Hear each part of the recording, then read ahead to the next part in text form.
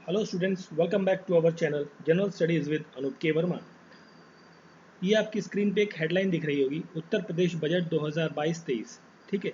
और ये बजट जो आपका पेश किया गया है, ये पेश किया गया है 26 नॉट जनवरी, दैट्स मई, 26 मई 2022 को। और आपका जो पीसीएस का एग्ज़ाम है, अगर जो हम बात कर रहे हैं स्पेशली यूपी पीएससी पीसीएस का जो एग्ज़ाम है प्रीलिम्स का, वो होने वाला है 22 जून को। ठीक है। तो 26 तारीख को ये बजट पेश हुआ है, 22 जून को ये पेपर है आपका। तो मे बी पॉसिबल कि इस बजट से आपको क्वेश्चंस देखने को मिल जाए आपके क्वेश्चन पेपर के अंदर। ठीक है। इस पर्टिकुलर वीडियो सीरीज़ के अंदर हम बजट से रिलेटेड जितने भी इम्पोर्टेंट पॉइंट्स हैं या जो भी इम्पोर्टेंट अनाउंसमेंट रही हैं, वो पूरी की पूरी हम डिस्कस करेंगे with a point way manner में। ठीक है। ताकि आप के पेपर में अगर जो कोई क्वेश्चन दिख जाए इस चीज़ से रिलेटेड, तो आप उसको आसानी से अटेम्प्ट कर सकें। ठीक है। क्योंकि देखिए, बजट से रिलेटेड जो क्वेश्चंस आते हैं वो स्पेशली आते हैं फैक्ट्स और फिगर्स पर, कि कौन सा नई स्कीम लाई गई है, किस चीज़ के लिए कितना बजट या कितना पैसा रखा गया है, इन सभी चीज़ों से लेकर क्वेश्चंस पूछे जाते हैं। तो देखिए, हम बात कर रहे हैं यहाँ पर बजट से रिलेटेड जो इम्पोर्टेंट हाईलाइट्स हैं उनके बारे में। तो देखिए, ये जो बजट था, ये सेकंड टर्म है योगी आदित्यनाथ गवर्नमेंट का उत्तर प्रदेश के अंदर। जो second term, that means first term आपका 2017 से 2022 तक चला था, और अब ये सेकंड टर्म चालू हुआ है आपका 2022 से 2027 तक। ठीक है। तो इस सेकंड टर्म के अंदर योगी आदित्यनाथ की जो गवर्नमेंट है, उसके फाइनेंस मिनिस्टर जो है, वो फाइनेंस मिनिस्टर का नाम है, इंपॉर्टेंट है, पूछा जा सकता है कि स्टेट का एग्जाम है तो पूछा जा सकता है, फाइनेंस मिनिस्टर कौन है? सुरेश कुमार खन्ना। सुरेश कुमार खन्ना ने ये बजट पेश किया है, और बजट पेश किया है ये इन्होंने 5वीं बार, 5th टाइम। अब ये 5th टाइम कैसे हो गया भाई? सेकंड सेशन है, बट सेकंड सेशन इसका मतलब ये हो गया कि जो ये पुराना सेशन था आपका, उसमें भी यही फाइनेंस मिनिस्टर थे। तो उस सेशन के अंदर 4 बार पेश कर चुके थे, और ये 5वीं बार इन्होंने, सुरेश कुमार खन्ना जी ने बजट पेश किया है। अब इस बजट के अंदर जो है 130 रेजोल्यूशंस जो है, लोक कल्याण संकल्प पत्र, बेसिकली जिसे हम कहते हैं कि मैनिफेस्टो। जब इलेक्शन का टाइम आया था, इलेक्शन से पहले बीजेपी ने अपने मैनिफेस्टो में 130 वादे किए थे पब्लिक से, कि भाई हमारी सरकार बनेगी तो हम इन वादों को पूरा करेंगे। तो 2022 के इलेक्शन से पहले बात करिए, बिल्कुल है ना, जिसका जो मैनिफेस्टो था उनका उनका नाम है लोक कल्याण संकल्प पत्र। ठीक है। उस मैनिफेस्टो में से 97 रेजोल्यूशंस, जो देखिए 130 रेजोल्यूशंस लिए गए थे, 97 रेजोल्यूशंस जो है वो इस बजट के अंदर इंक्लूड किए गए हैं, जिसमें 44 रेजोल्यूशंस जो है वो नए हैं। मतलब जो आपका पुराना सेशन था 17 से 22 वाला, उसके कुछ रेजोल्यूशंस हैं, और बाकी कुछ रेजोल्यूशंस यहाँ पर हैं। एज टू मच इंपॉर्टेंट नहीं है, बट अगर जो हम बात करें तो उन रेजोल्यूशंस को लेकर स्पेसिफिकली जो बजट अनाउंस किया गया है, वो है 54,883 करोड़ का। लगभग ये कह लीजिए 55,000, अप्रॉक्सीमेटली हम बात कर रहे हैं, 55,000 करोड़ का जो बजट है वो प्रपोज किया गया है टू फुलफिल दीज रेजोल्यूशंस। जो रेजोल्यूशंस 97 रेजोल्यूशंस हैं लोक कल्याण संकल्प पत्र के अंदर, उनको पूरा करने के लिए लगभग 54 करोड़, या आप कह लीजिए राउंड फिगर में 55 करोड़, 55,000 करोड़ का जो बजट है वो प्रपोज किया गया है। ठीक है। इंपॉर्टेंट फिगर है, ध्यान रखें इसे। फिर बात करें, थर्ड पॉइंट है, नई नई स्कीम्स के लिए जो बजट रखा गया है वो रखा गया है 39,181 करोड़। ठीक है।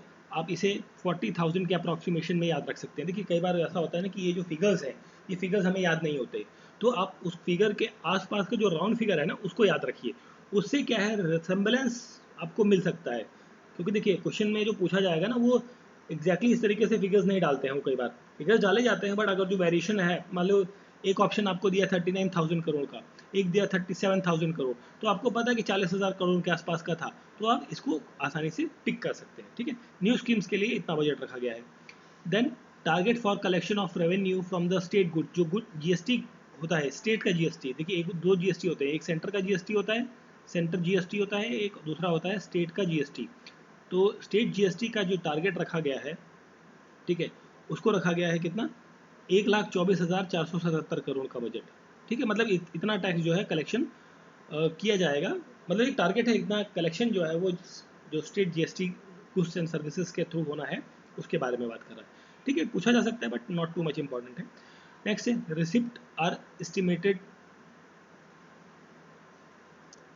इस बजट के अंदर जो एस्टिमेटेड ऑफ फिजिकल बजट है, उसका जो कॉस्ट है, मतलब अमाउंट है, वो है लगभग आपका 5,90,991 करोड़।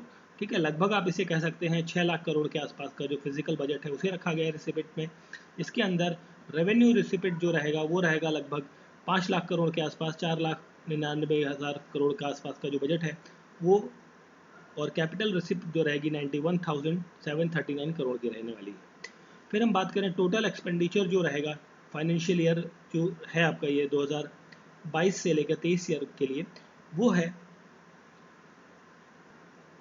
फिर हम बात कर रहे थे जो फाइनेंशियल ईयर आपका 22 और 23 का है उसके अंदर जो टोटल एक्सपेंडिचर रखा है वो रखा गया है आपका कितना, 6,15,000 करोड़ 518, ठीक है, 6,15,518 करोड़ का जो टोटल बजट है, जिसमें से लगभग ये आप 4.56 लाख करोड़ का जो एक्सपेंडिचर है वो रेवेन्यू अकाउंट्स में रहेगा, बाकी जो है 91,000 जो है वो कैपिटल अकाउंट्स के थ्रू जाने वाला है।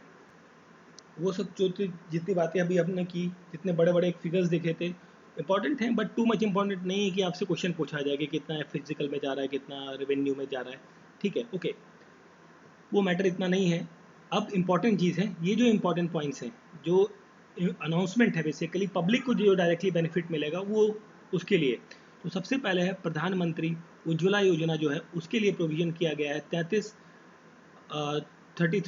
3,301 करोड़ रुपए का जो बजट है वो रखा गया है प्रधानमंत्री उज्ज्वला स्कीम के लिए, जिसके अंतर्गत 2 फ्री सिलेंडर जो प्रोवाइड किए जाएंगे हर साल दिवाली और होली के टाइम पर बेनिफिशियरी फैमिलीज़ को। ये इंपॉर्टेंट चीज़ है। अभी तक जितनी हमने बात की ना वो इंपॉर्टेंट है बट एग्जाम पर्सपेक्टिव से मेरे ख्याल से इतना ज़्यादा इंपॉर्टेंस नहीं रखता है। ये वाले पॉइंट्स जितने भी हैं, ये हमारे 10-12 पॉइंट्स होंगे, ये एग्जाम पर्सपेक्टिव से काफ़ी ज़्यादा इंपॉर्टेंट है। फिर हम बात करते हैं सेकंड पॉइंट की, द एस्टिमेट ऑफ ब्रह्मशाह price stabilization fund has been announced for the crop like potato, onion and tomatoes के लिए, ठीक है, मतलब एक स्टेबलाइजेशन फंड जो है वो अनाउंस किया गया है इन क्रॉप्स के लिए, क्योंकि देखिए कई बार ऐसा देखने को मिला है कि आलू के प्राइसेस काफ़ी कम हो जाते हैं, टमाटर के प्राइसेस काफ़ी कम हो जाते हैं, जिसकी वजह से किसानों को काफ़ी नुकसान झेलना पड़ रहा है, तो उसको स्टेबलाइज करने के लिए ये यहाँ पर कुछ अमाउंट रखा गया है। थर्ड पॉइंट है in case of accidental death, ठीक है, एक्सीडेंटल डेथ के केस के अंदर जो है और disability of farmers, there is a provision of 5 lakhs, maximum of 5 lakhs in the budget of the financial year 2023 और revision of 650 crore has been proposed for the scheme। मान लीजिए अगर जो किसी किसान की मृत्यु हो जाती है या वो अपाहिज हो जाता है, ठीक है, तो उसको मैक्सिमम 5 लाख रुपए का जो एक क्लेम है, बेसिकली जो बेनिफिट है गवर्नमेंट की तरफ से दिया जाएगा, उस चीज़ के लिए लगभग 650 करोड़ का जो बजट है आवंटित किया गया है। ये वाला पॉइंट भी काफ़ी इंपॉर्टेंट है, पूछा जा सकता है, ठीक है। अब देखिए इसमें एक और टारगेट सेटअप किया गया है कि 15,000 सोलर पंप्स जो है बेसिकली इस फाइनेंशियल ईयर में सेटअप किए जाएंगे, किसके तहत, प्रधानमंत्री किसान ऊर्जा सुरक्षा और उन्नत महाभियान योजना, ठीक है, ये स्कीम है। इसके तहत जो है सोलर पंप्स, कितने सोलर पंप, 15,000 सोलर पंप जो है वो इस्टेब्लिश किए जाएंगे।